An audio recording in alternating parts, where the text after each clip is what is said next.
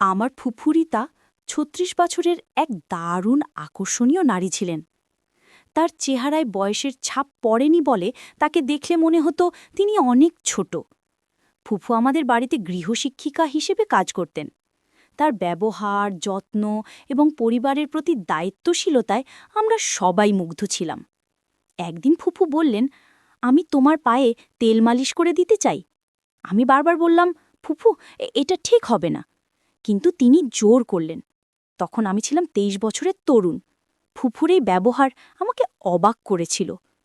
ছোটবেলা থেকেই তিনি আমাকে সবসময় ভালোবাসতেন, আমার যত্ন নিতেন। মা বাবা কানাডায় ২ মাসের জন্য যাওয়ার সময় বাড়ির দায়িত্ব ফুফুর উপরই ছিল। ফুফু ছিলেন এমন একজন যিনি সংসারের প্রতিটি বিষয় খুঁটিনাটি জানতেন। তার জন্য আমাদের কখনোই কোনো অসুবিধা হয়নি। মা বাবা যাওয়ার পর ফুফুর সঙ্গে আমার সময় কাটত বাড়ির কাজ নিয়ে। তার প্রতি আমার মুগ্ধতা ধীরে ধীরে বাড়তে থাকে।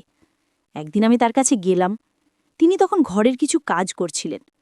তার প্রতি আমার যে ভালো লাগা কাজ করছিল তা কোনোভাবেই তাকে বলতে পারছিলাম না। একদিন মায়ের শাড়ি পরে ফুফু যখন ঘরে এলেন, তখন তাকে দেখে আমি সত্যি অবাক হয়ে গেলাম। শাড়িতে তাকে এত সুন্দর লাগছিল যে আমি কিছুক্ষণ তাকিয়েই রইলাম। তিনি বললেন, তোমার মায়ের শাড়িতে আমাকে কেমন লাগছে রাতুল? আমি কিছু বলতে পারলাম না। তার সৌন্দর্যে আমি মুগ্ধ হয়ে গিয়েছিলাম। পরবর্তী কিছুদিন ফুফু আমাকে ছোটবেলার স্মৃতিগুলো মনে করিয়ে দিচ্ছিলেন। তার সঙ্গে গল্প করতে করতে আমি আবেগপ্রবণ হয়ে পড়তাম। তিনি অনেক আন্তরিকতার সঙ্গে আমার সব কাজে সাহায্য করতেন। একদিন গোসল শেষে কাপড় পরিবর্তন করার সময় ফুফু হঠাৎ আমার ঘরে চলে আসেন। তিনি বললেন, রাতুল, তোমার শরীরে একটু তেল মালিশ করে দিই। আমি বারবার অস্বীকার করলেও তিনি জোর করতে থাকেন। আমি বললাম, ফুফু, এটা ঠিক হবে না। কিন্তু তার ভালোবাসার যত্ন দেখে আমি মুগ্ধ হয়েছিলাম। তবে আমি সবসময় সীমারেখা বজায় রাখার চেষ্টা করতাম। ফুফু আমার মা বাবার অনুপস্থিতিতে বাড়িটিকে যেন নিজের মতোই করে গুছিয়ে তুলেছিলেন। একদিন আমি বন্ধুদের সঙ্গে একটি পার্টিতে যাচ্ছিলাম। ফুফু বললেন, তুমি একা একা পার্টিতে যাচ্ছ? আমাকে তো কখনো বাইরে নিয়ে যাও না। আমি বললাম, ঠিক আছে, আমি তোমাকে বাইরে নিয়ে যাব, তবে ভালো পোশাক পরে তৈরি হতে হবে। ফুফু রাজি হলেন। আমি মায়ের রুম থেকে একটি সুন্দর শাড়ি এনে তাকে দিলাম। যখন তিনি শাড়ি পরে বেরিয়ে এলেন, তাকে দেখে আমি অভিভূত হয়ে গেলাম। তার সৌন্দর্যের আভাগ আমাকে মুগ্ধ করেছিল। সেই মুহূর্তে আমি বুঝলাম, ভালোবাসা মানে শুধুই শারীরিক আকর্ষণ নয়, এটি একজনের প্রতি আন্তরিক ভালোবাসা আর যত্ন।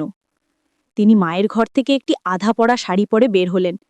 সাজগোজে তাকে দেখতে একেবারে মডেলের মতো লাগছিল। তাকে দেখে আমি চোখ নামিয়ে নিলাম। দরজা দিয়ে বের হওয়ার সময় তিনি হঠাৎ দরজার সাথে ধাক্কা খেয়ে আমার উপরে পড়ে গেলেন। আমি লজ্জা পেয়ে দ্রুত সরানোর চেষ্টা করলাম, কিন্তু তিনি তখনও পড়েছিলেন। আমি ধীরে ধীরে তাকে সরে যেতে বললাম এবং কিছুক্ষণ পরে তিনি উঠে দাঁড়ালেন।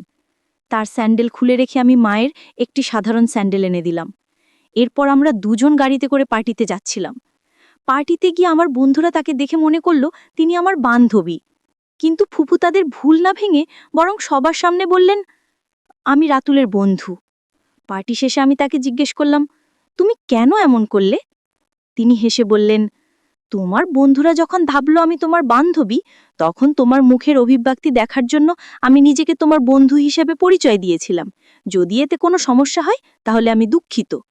আমি বললাম, দুঃখিত বলার কিচ্ছু নেই, তুমি যা করেছ সেটাই ঠিক ছিল। এরপর তিনি বললেন, তোমাকে ছোটবেলা থেকেই চিনি, তাই তোমার মনের কথা বুঝতে পারি। আমি মুচকি হেসে বললাম, তুমি আমার বন্ধু হয়েই থেকো। তখন তিনি বললেন, আমাকে তুমি মিতালি বলে ডাকতে পারো, এতে আমাদের সম্পর্ক আরও স্বাভাবিক হবে।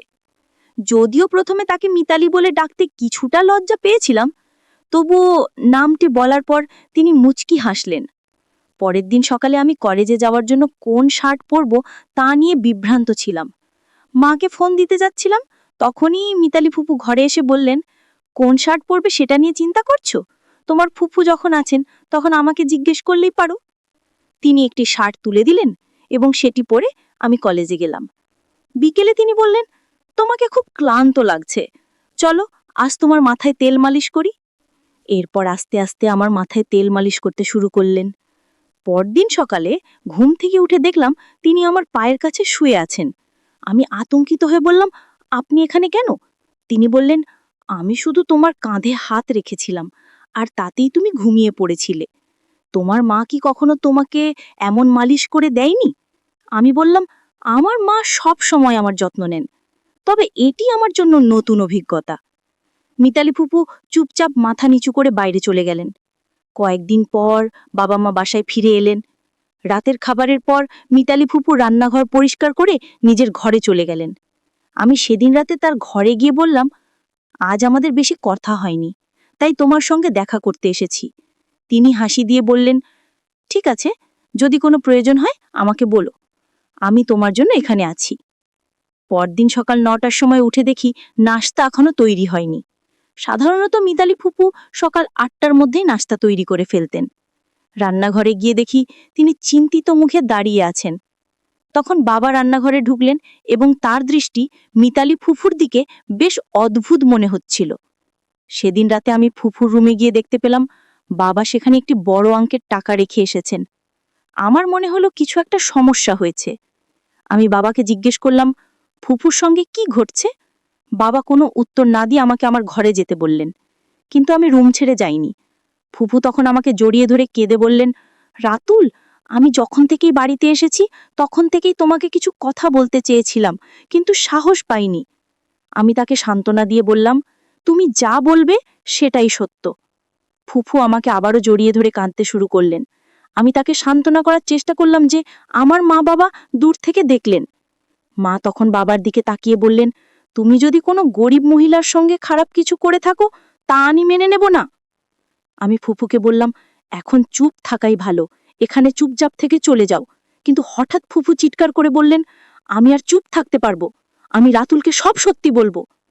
তিনি বলতে শুরু করলেন, তুমি জানো না যে তোমার আসল মা রুমি, যিনি কয়েক বছর আগে এই বাড়িতে কাজ করতে এসেছিলেন, তিনি যমজ সন্তানের জন্ম দিয়েছিলেন। তাদের মধ্যে একজনকে আমি বড় করেছি। তুমি যদি আমাকে ফুফু হিসাবে মেনে নাও তবে আমি তোমাকে পুরো সত্যি বলবো। আমি হতবাক হয়ে জিজ্ঞেস করলাম, এরা তাহলে আমার মা বাবা নয়?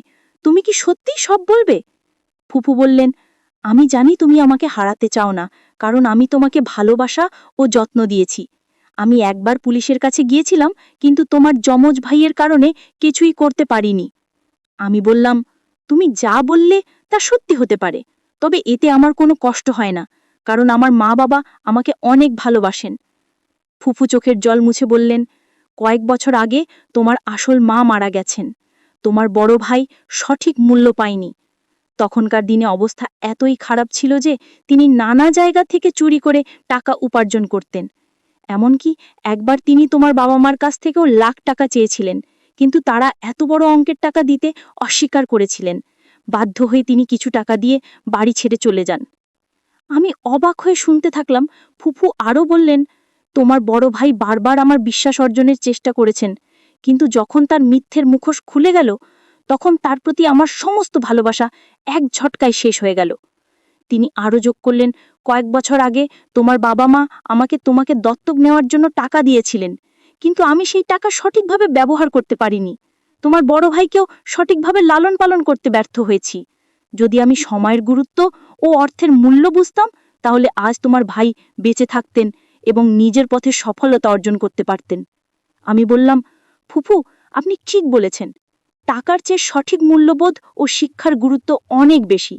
টাকা দিয়ে ভালো পোশাক কিনতে পারেন, কিন্তু মূল্যবোধ কিনতে পারেন না। মিথ্যের আশ্রয়ে কিছু সময়ের সুখ পাওয়া যায়, কিন্তু এক সময় এসে বুঝতে হয় যে মিথ্যের আয়ু দীর্ঘস্থায়ী হয় না।